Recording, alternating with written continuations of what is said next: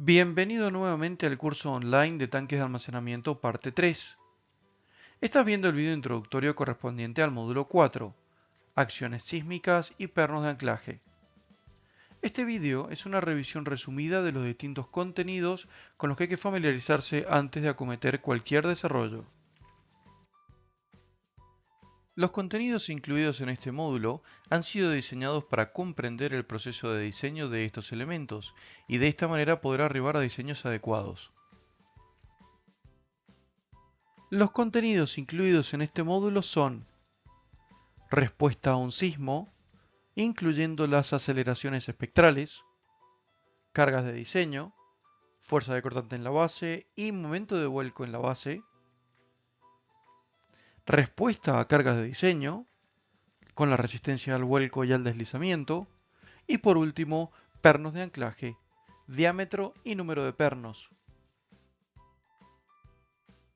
Los tanques de almacenamiento de fondo plano y apoyados sobre suelo, destinados a almacenar líquidos, deben ser diseñados para resistir las cargas sísmicas. Estas fuerzas se determinan considerando la masa efectiva del producto y del tanque, las presiones ocasionadas por la columna de líquido, entre otras cosas. En un evento sísmico, el fluido dentro de un tanque de almacenamiento se divide en una componente impulsiva y una convectiva. La componente impulsiva es la porción de líquido en la parte inferior del tanque, la cual se mueve con el mismo como si se tratara de un solo elemento. Por otro lado, la porción convectiva se ubica en la parte superior del tanque, la cual está libre y puede formar oleaje y agitación. Para determinar si un tanque presenta estabilidad ante un evento sísmico, se sigue lo indicado en el anexo E del API 650. Los pasos son tres y son los siguientes.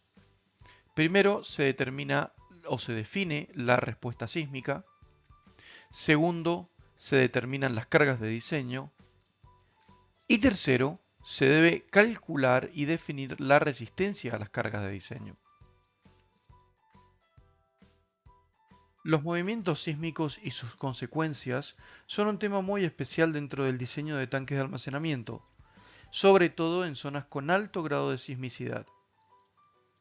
El movimiento lateral del conjunto del tanque, es decir, las fuerzas que actúan en el centro de gravedad del mismo, multiplicadas por el brazo de palanca respecto del fondo, originan una fuerza cortante y un momento de vuelco en la base. Para verificar que los efectos sísmicos pueden ser soportados por un tanque, es necesario determinar el espectro de aceleraciones. Este espectro depende fundamentalmente del emplazamiento. El código API 650 presenta tres métodos para determinar el perfil sísmico. Por un lado, el mapa de regiones, basado en el código sísmico AC7, que es principalmente los emplazamientos dentro de Estados Unidos. Por otro lado, están los sitios no definidos por el código AC7, método simplificado pero muy efectivo. Y por último, la respuesta espectral específica del emplazamiento.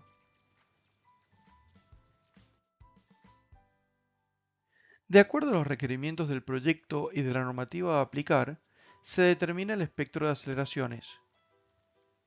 Para obtener las cargas de diseño a las que está sometido el tanque de almacenamiento, se procede de la siguiente manera.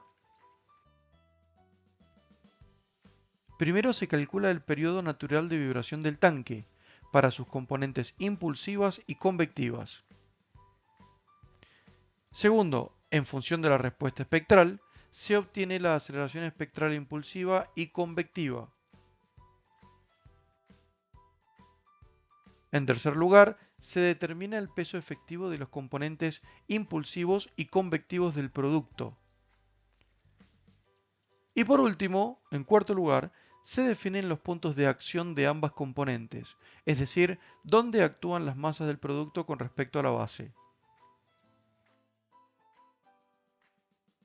Una vez obtenidos todos los coeficientes anteriores, es posible determinar las cargas de diseño.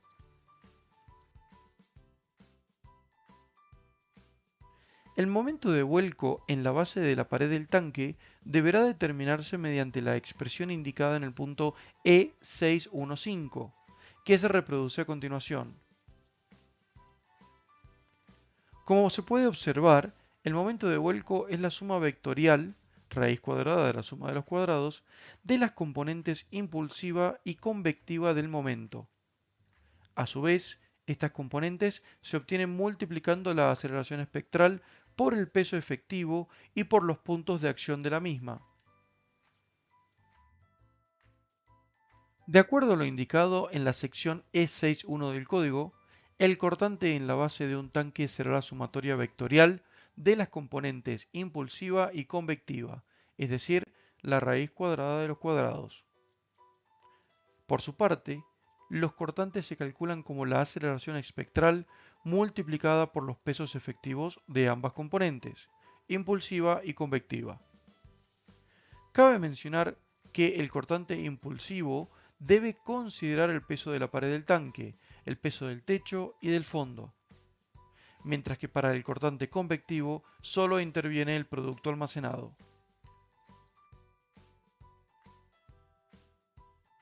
Una vez definidas las cargas sísmicas actuando en el tanque, se debe comprobar si el tanque presenta la estabilidad suficiente para soportar las cargas de diseño por sí mismo, o si por el contrario requiere de elementos soportes adicionales. Dependiendo de la magnitud de las cargas sísmicas, un tanque podrá ser autosoportado, sin elementos de anclaje, o bien soportado, con elementos de anclaje. A su vez, la resistencia a las cargas sísmicas es provista por lo siguiente: peso de la pared del tanque, peso del producto almacenado y soportes mecánicos, es decir, pernos de anclaje. Para determinar si el tanque es estable por sí mismo o si por el contrario requiere dispositivos de fijación mecánica, se debe calcular el factor J según lo indicado en el punto E6211.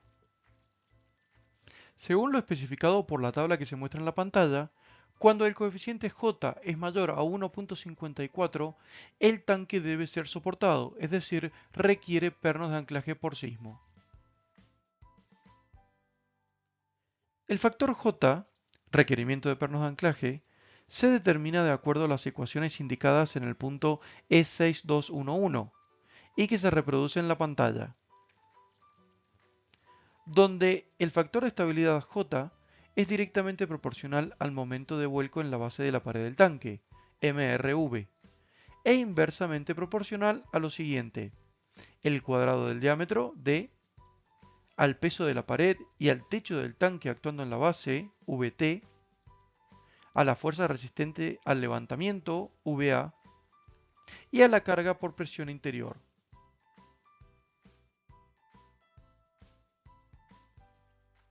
Cuando el factor J es mayor que 1.54, el tanque no soporta las cargas sísmicas por sí mismo y requiere ser soportado mecánicamente.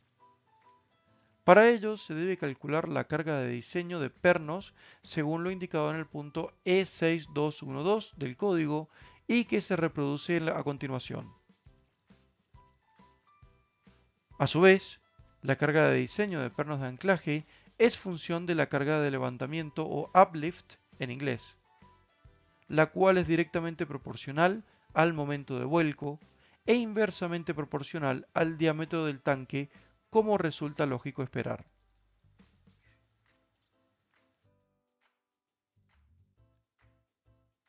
El otro aspecto fundamental que se debe verificar desde el punto de vista de la estabilidad sísmica es el deslizamiento debido al cortante en la base. Esta verificación solo se realiza para tanques que no requieren pernos de anclaje por vuelco. La fuerza resistente al deslizamiento, VS, se calcula de acuerdo al punto E76 del código y se obtiene multiplicando los pesos resistentes, peso de la pared, del techo, del fondo y del producto, por el coeficiente de rozamiento entre el fondo del tanque y la cimentación. Si la fuerza resistente VS es mayor que el cortante V, No se requiere anclaje mecánico. Cuando se producen acciones sísmicas, uno de los efectos que sufre el producto almacenado es el fenómeno de oleaje, sloshing en inglés. Para evitar que el líquido se derrame, y en el caso de tanques con techo flotante, para que el techo no abandone el tanque, se debe determinar la altura del anillo antidesborde, o freeboard. El anillo antidesborde alcanza una determinada altura por encima del nivel de operación y depende de la porción convectiva del fluido. Esta altura por encima del nivel de operación del producto para contener el oleaje, freeboard, es decir, la altura libre delta S, se determina mediante la ecuación del apartado E del código, punto E721, y que se reproduce en la pantalla. Es función del diámetro del tanque y del coeficiente de aceleración por oleaje. Este coeficiente depende, entre otras cosas, del Seismic User Group, SUG, de la frecuencia de vibración convectiva del líquido. Diseño de pernos de anclaje. Básicamente, los pernos de anclaje se proveen para resistir el levantamiento y deslizamiento del tanque.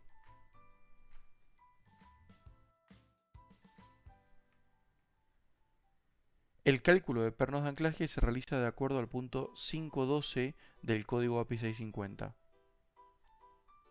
Los tanques de almacenamiento pueden requerir ser anclados por diferentes motivos. Por viento, de acuerdo al punto 511, por sismo, de acuerdo a los puntos E5.2 y E6, o por presión interna, de acuerdo al punto F7 del código.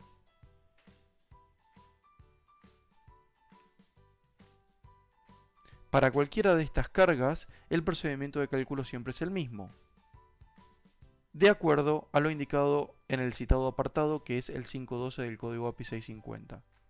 La tensión en cada uno de los pernos será TB, que se obtiene partiendo la carga de levantamiento U por el número de pernos que vamos a instalar en el tanque, N.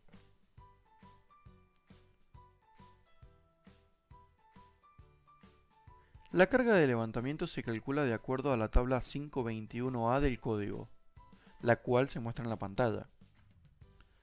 Una vez que se determina la carga real de levantamiento en cada perno para los diferentes casos de diseño, se compara con la tensión admisible de diseño de los pernos, lógicamente indicada en la misma tabla que vemos en pantalla.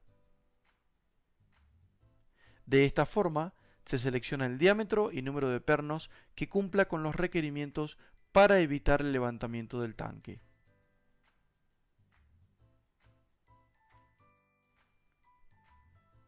Algunos de los requerimientos más importantes a la hora de diseñar pernos de anclaje son los siguientes. Número mínimo de pernos, 4. El espacio máximo entre pernos no puede superar los 3 metros. El tamaño mínimo se recomienda en 25 milímetros. Y cabe recordar que los pernos de anclaje deberán ser diseñados para absorber posibles dilataciones del tanque, derivadas de operaciones a altas temperaturas, principalmente mayores a 93 grados centígrados.